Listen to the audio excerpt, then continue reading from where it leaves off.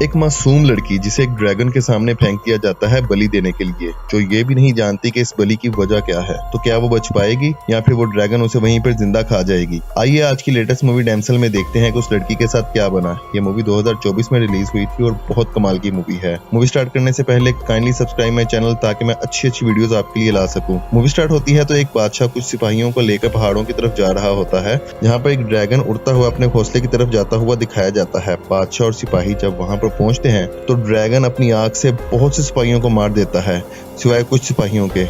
फिर वो उनको भी एक एक करके मारती है। तब बादशाह अपने घुटनों पर बैठ जाता है और हमें एक बहुत बड़ा ड्रैगन दिखाया जाता है।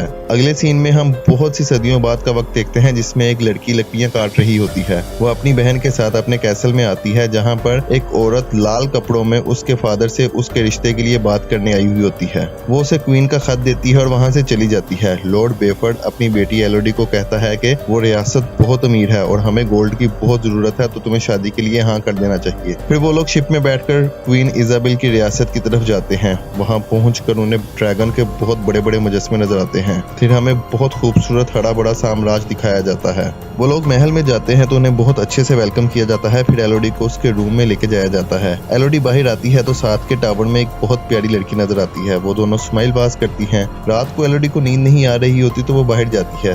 तब उसे दूर पहाड़ों में आग जलती हुई नजर आती है, लेकिन पीछे से फ्लोरिया उसे कहती है कि मुझे नींद नहीं आ रही। एलोडी उसे कहानी सुनाती है। अगले दिन एलोडी और उसकी फैमिली प्रिंस हेनरी और उसकी फैमिली से मिलते हैं। फिर एलोडी और प्रिंस हेनरी बाहर वॉक करने के लिए जाते हैं तो दोनों गार्ड से बच के हॉर्स राइडिंग करते हुए पहाड़ पर चले जाते हैं। दूसरी तरफ लॉर्ड बेफर्ड और क्वीन इजाबेल मीटिंग कर रहे होते हैं। लेडी बेफर्ड उससे पूछती है कि मीटिंग कैसी रही। वो चुप हो जाता है, फिर बोलता है कि हमें इतना गोल्ड मिला है कि तुम इमेजिन नहीं कर सकती, लेकिन फिर भी वो चुप होता है जैसे किसी बात की वजह से उदास हो। एलोडी हेनरी से पूछती है कि मैंने पहाड़ पे रात को आग देखी थी, तो वो क्या था?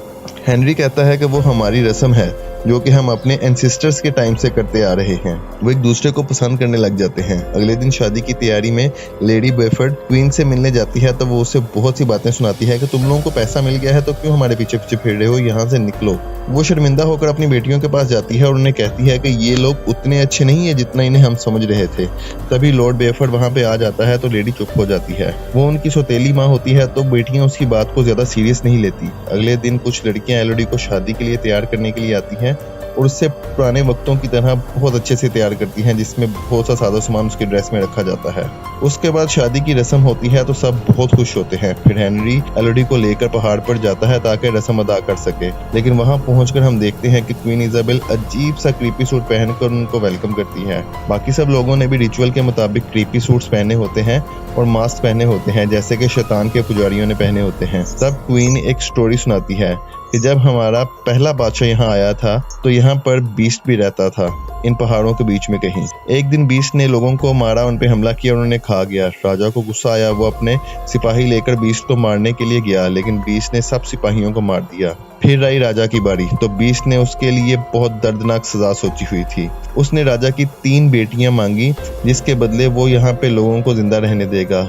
इस तरह हर नस्ल को अपनी 3 बेटियां उस ड्रैगन को देनी पड़ती थी। क्वीन अपने बेटे हेनरी के हाथ पर कट लगाती है और फिर एलोडी के हाथ पे कट लगाती है और दोनों के हाथों को मिला के उनका खून मिक्स कर देती है, जिसके बाद वो अनाउंस करती है कि एलोडी अब रॉयल ब्लड है। फिर एलोडी एक कॉइन नीचे फेंकती है। हेनरी एलोडी को उठाता है तो एलोडी अपने सर उसके कंधे पे रख देती है और आंखें बंद कर लेती है। सेंटर में आकर हेनरी दुख से सबकी तरफ देखता है और तब वो एलोडी को सॉरी बोलता है और उसे नीचे फेंक देता है। एलोडी नीचे गिरती है और बेहोश हो जाती है। उसे होश आता है तो वो चीखती है कि कोई मेरी मदद करो, लेकिन उसकी आवाज से ड्रैगन उठ जाती है। एलोडी ऊपर चढ़ने की कोशिश करती है लेकिन फिर नीचे गिर जाती है। उसे बहुत से लॉकेट्स और कॉइन नजर आते हैं, यानी कि यहाँ बहुत सी लड़कियां आ चुकी हैं।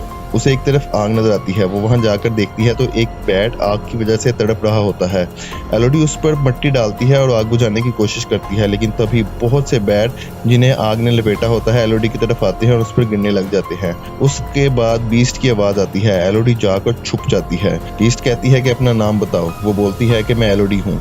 बीस्ट कहता है कि तुम्हारे अंदर से रॉयल ब्लड की स्मेल आ रही है। तब एलोडी अपने हाथ का कट देखती है। उसे समझ आती है कि कैसे उन्होंने एलोडी को सैक्रिफाइस के लिए तैयार किया ताकि अपनी रस्म पूरी कर सके। बीस्ट तब एलोडी की तरफ आग फेंकती है। एलोडी भागकर केव में जाती है जहां उसे कल वाली लड़की नजर आती है। यहाँ उसे पहले भी लड़की का सैक्रिफाइस दिया जा चुका था और एलोडी दूसरे नंबर पर है। एलोडी को एक जगह नजर आती है, वो उसमें घुसती है लेकिन उसके सूट का केज वहां पे फंस जाता है। तभी ड्रैगन फिर से आग फेंकती है। एलोडी जोर लगाती है तो केज से निकल जाती है लेकिन उसकी टांग बहुत बुरी तरह जल जाती है। एलोडी अपने ड्रेस से लोहा निकालकर उसे तेज करती है जैसे कि छुरी बना ले और अपने ड्रेस को काटकर कपड़ा काटती है और अपने जख्म पे लगा लेती है। फिर वो तंग जगहों से होती हुई एक जगह जाती है जहाँ पर खाई होती है, लेकिन दूसरी तरफ ब्लू लाइट्स के छोटे छोटे जानवर हमें नजर आ रहे होते हैं। वो अपनी रिंग को देखती है तो उसे बहुत गुस्सा आता है। वो रिंग को निकाल के उसे नीचे फेंक देती है और दौड़ लगा के जंप करती है, लेकिन ये क्या, वो तो स्लोप से फिसल जाती है और नीचे गिरने लगे है। लेकिन अचानक उसका ड्रेस वहाँ पे फंस जाता है। एलोडी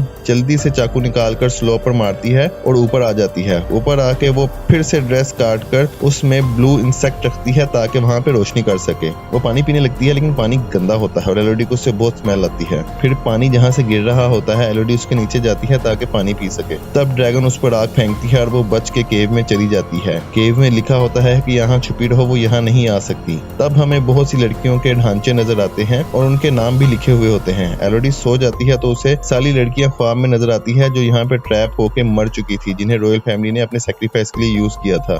एलोडी अचानक उठ जाती है तो देखती है कि ब्लू इंसेक्ट्स में जख्मों को भरने की ताकत है। वो बहुत खुश होती है। फिर वहाँ पर नक्शा बना हुआ देखती है कि वो यहाँ से कैसे निकल सकती है। उसे एक रास्ता नजर आता है। वो वहाँ से निकलकर ऊपर जाती है जहाँ पर क्रिस्टल के नीचे क्राउन पड़ा हुआ होता है। उसे लगता है कि यहाँ से कोई ना कोई बच के जा चुका है। वो जल्दी से ऊपर चढ़ने लग जाती है। नीचे से ड्रैगन भी उसे देख लेती है। वो वहाँ से गिरती है लेकिन क्रिस्टल के ऊपर चढ़कर बच जाती है और ऊपर चली जाती है। लेकिन ये क्या, ये तो बहुत ही ऊंची जगह है, यहाँ से तो कोई नीचे जा ही नहीं सकता। नीचे उसे घोड़े नजर आते हैं तो वो उन्हें इशारा करके कहती है कि कोई मेरी मदद करो, लेकिन तभी ड्रैगन उस पर हमला कर देती है। वो पीछे होती है तो एक लड़की का ढांचा वहाँ पे पड़ा हुआ होता है, यानी कि यहाँ से कोई भी आज तक बच के जिंदा जा नहीं सका। ड्रैगन उस पर आग फेंकने लगती है लेकिन हमें लॉर्ड बेफर्ड की आवाज आती है तो ड्रैगन उसे मारने के लिए वहाँ से चली जाती है। तब एलोडी एक रास्ते से नीचे उतरती है तो उसे 3 ड्रैगन के बच्चे अपने अंडों से बाहर मरे हुए नजर आते हैं। तो उसे समझ आती है कि पहले राजा ने ड्रैगन के 3 बच्चों को मारा था, जिस वजह से ड्रैगन ने उसे हर जनरेशन में से 3 बेटियां अपने सैक्रिफाइस के लिए मांगी थी ताकि